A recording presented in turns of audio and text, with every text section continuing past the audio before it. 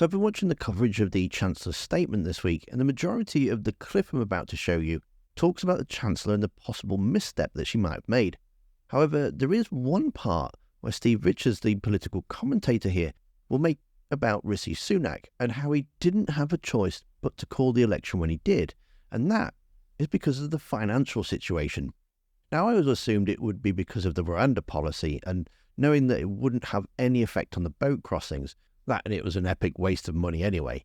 And I assumed because the flights were due to take off that he was about to be rumbled, that it would never actually have any effect. And so it's easier to call an election. If you lose, say yes, it would have been acting like a deterrent and it'd be all up and running now and everything would be hunky-dory. Pretty much like what they have done. However, I never actually thought about the financial side of it. Jeremy Hunt, the Chancellor at the time, was promising tax cuts in the autumn, a policy since losing the election has now rowed back on. But if there was no money left, and a 20 billion black hole, as the Chancellor says, then there would have never been any tax cuts. And so it would have been another lie they would have been caught out on. The media covering for boat crossings is one thing, but would they also cover for their clear lack of fiscal responsibility? I'm now absolutely sure he had to call that election in July because of the state of the public finances. They would not have been able to have a tax-cutting pre-election economic statement from Jeremy Hunt. The money was just not there. And I think that's why he went in July. It would have been a kind of bad news economic statement. The Tory papers would have hit the roof.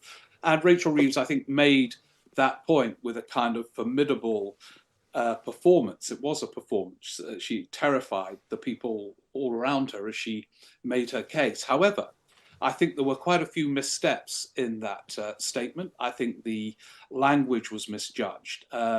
She used the language of Margaret Thatcher a lot. She is emphatic. She came into politics against Margaret Thatcher, but she kept on saying, if we haven't got the money, we can't do it.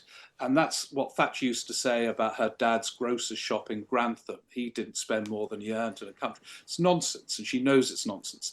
And I also think to get the sort of hero of Britain, Martin Lewis, the money guru, on your neck after your first statement is quite something, which she did with the pensions.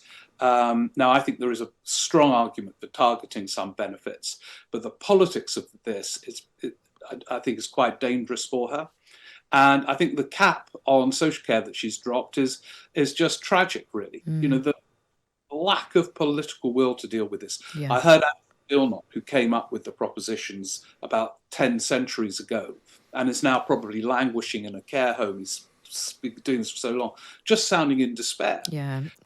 I mean, moment of judgment, but she got the main point across that the legacy is a nightmare, and it is. I mean, the interest rate cut is good news, but it's separate from the state of public finances, which are a complete nightmare. One of the ways that the current government is planning on filling that black hole is by taking away the winter fuel bills from pensioners that don't need it. But on the other hand, they're also giving teachers and doctors an above-inflation pay rises. So watch the videos on screen now and tell me in the comments, is this the right thing to do? Thanks for watching. Don't forget to hit that like button, and I'll see you next time.